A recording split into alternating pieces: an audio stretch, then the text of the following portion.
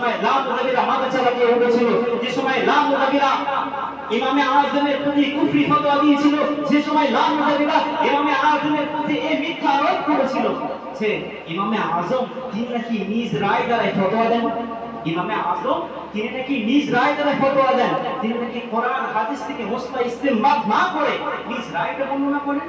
ঠিক ওই পরিস্থিতিতে আল্লামা বাংলা দাফে মুসলিম নামক কিতাব রচিত করে তাদের দাঁত ভাঙা জবাব দিয়ে বলেছেন, তাদের দাঁত ভাঙা জবাব দিয়েছেন এবং এটাই প্রমাণ করেছেন যে আল্লামা যে ইমামে আযম ইমামে আবু হানিফা রাহমাতুল্লাহ আলাইহি তিনি নিজ রায় দ্বারা মুস্তাহ বর্ণনা করেন না, নিজ রায় দ্বারা ফতোয়া দেন না, বরঞ্চ তিনি কোরআন এবং হাদিস থেকে মুস্তাহ ইস্তেমবাদ করে ফতোয়া দিয়ে থাকেন। আরে ওটা তো তোমাদের দুর্বলতা যে তারা জ্ঞান পর্যন্ত তোমরা বুঝতে পারো না। তিনি কেমন মুস্তাহ ইস্তেমবাদ করেন, কোরআন হাদিসের আসল ব্যাখ্যা কি, কোরআন হাদিসের কি বলতে চাচ্ছে সেটা আসল তোমরা বুঝতে পারছো না। এটা তো ইমাম আযমের দোষ নয়, এটা তো তোমাদের দোষ, এটা তো তোমাদের দুর্বলতা। রাসূলুল্লাহ মণ্ডলী শুধু এখানেই ক্ষান্ত নাই, যে সময় লামুজাবিরা আহলে হাদিসরা থেকে শুরু করে আপনার বেরেলি সম্প্রদায় আজাদ কাসি এরকম বিভিন্ন দলাল ফিরকা এক হয়েছিল, এক হয়ে তারা আহলে সুন্নাত ওয়াল জামাতের নামে একটি প্রশ্ন তুলেছিল। আহলে সুন্নাত ওয়াল জামাতের কাছে তারা একটি প্রশ্ন তুলেছিল যে আহলে সুন্নাত ওয়াল জামাত এই ফিরকা যদি সহি ফিরকাই হয়ে থাকে, আহলে সুন্নাত ওয়াল জামাত এই ফিরকা যদি সহি ফিরকাই হয়ে থাকে, তাহলে একটা ফিরকার মধ্যে চার ইমাম, একটা মুস্তাহিদ, চারটি মতামত। এই প্রশ্ন বুঝেছেন?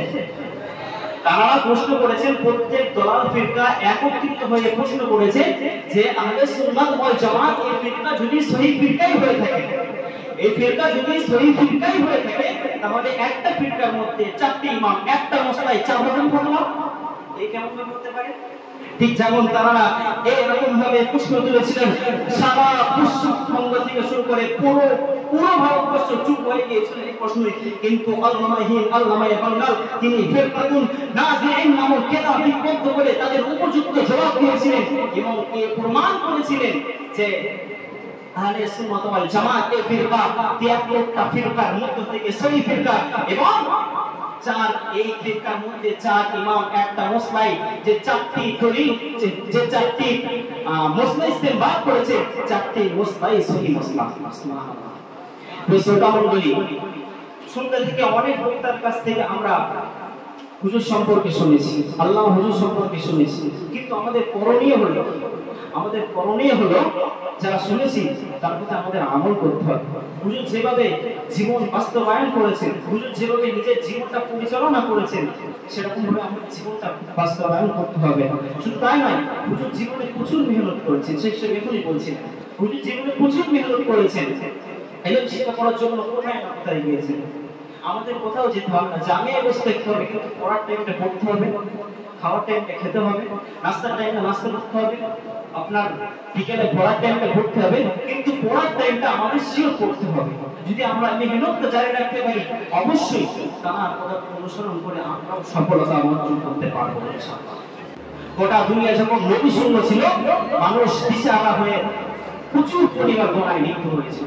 জেনা, ব্যভিচার, চুরি, ডাকাতি এমন কোনো গুনাহ বাকি ছিল না যে গুনাহ শিকার মানুষ হয়নি, যে গুনাহ শিকার মানুষ হয়নি। তো শ্রোতা মণ্ডলী খেয়াল রাখতে হবে, সেই জমানায় এই 600 থেকে 650 এর মধ্যে মানুষ তো ছিল, কিন্তু মানুষের মধ্যে মানুষত্ব বোধ ছিল না।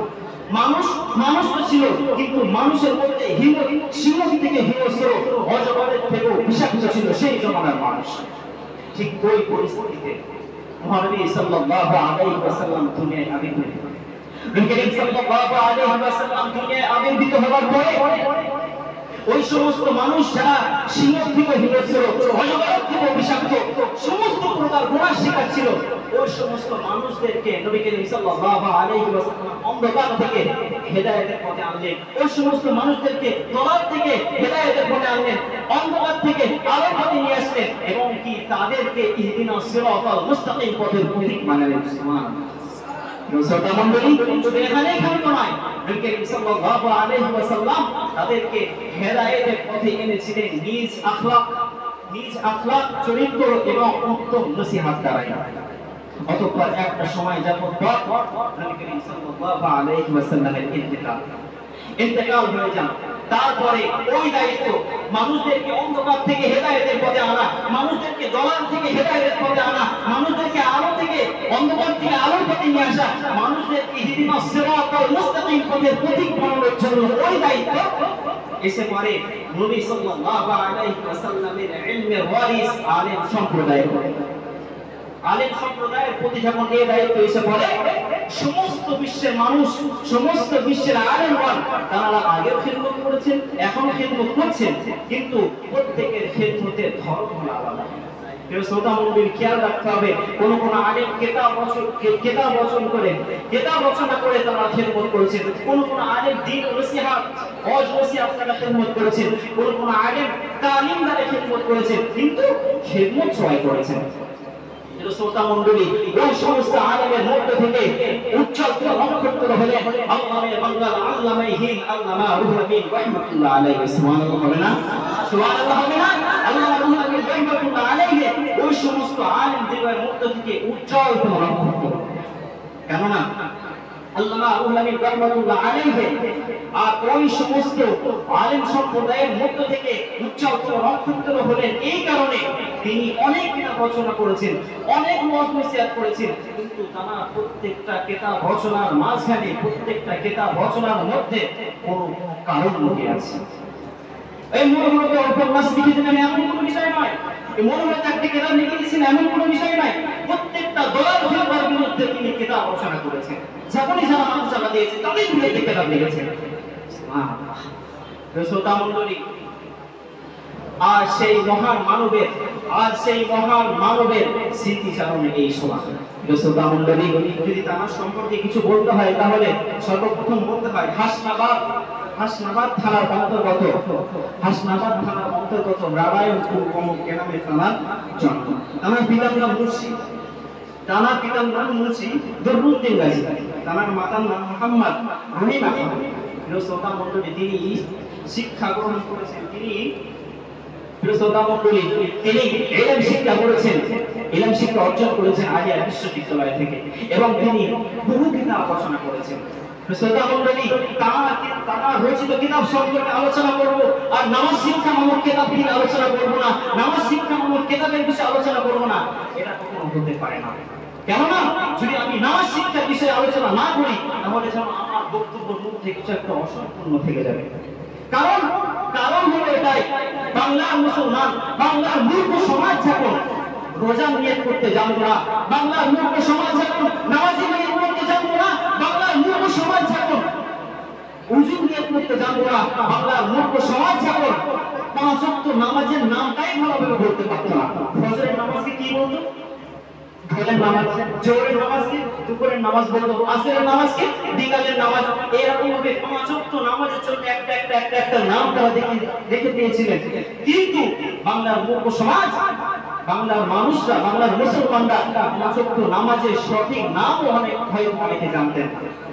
শ্রোতা মণ্ডলী, শুধু এখানেই খেলতে হয়, বাংলার মুসলমানরা যখন সূরা ফাতিহা, সূরা ইখলাস, সূরা ইখলাস, সূরা ফালাক, সূরা নাস, এই সমস্ত ছোট ছোট সূরা যখন তাদের মুখস্থ ছিল না, তখনই আল্লামা হুজুর রাহমাতুল্লাহ আলাইহি এই বাংলার মুসলমানদের দিকে লক্ষ্য করে, এই বাংলার মূর্খ সমাজের দিকে লক্ষ্য করে নামাজ শিক্ষা নামক কিতাব রচনা করলেন এবং এদের কাছে হাদিয়া করে দিলেন। এদের হাতে তুলে দিলেন বাংলার মুসলমানদের হাতে হাতে নামাজ শিক্ষা নামক কিতাব। শ্রোতা মণ্ডলী, নামাজ শিক্ষা নামক কিতাব অধ্যয়ন করার পরে, নামাজ শিক্ষা নামক কিতাব পড়ার পর বাংলার মুসলমানরা উযু গোসলের ফরজ থেকে শুরু করে অনেক বড় বড় মসলা তারা হল করেছেন। কোন প্রকার নিজে তারা হল করেছেন। শ্রোতা মণ্ডলী, শুধু এখানে ক্ষান্ত হয়, আল্লামা হুজুর তিনি বহু কিতাব রচনা করেছেন, কিন্তু তার মধ্যে আরো একটি কিতাব হলো দাফউল মুফসিদিন। এই কিতাব এতই গ্রহণযোগ্য, এতই সম্মানিত বা এতই উচ্চ মর্যাদার কারণ হলো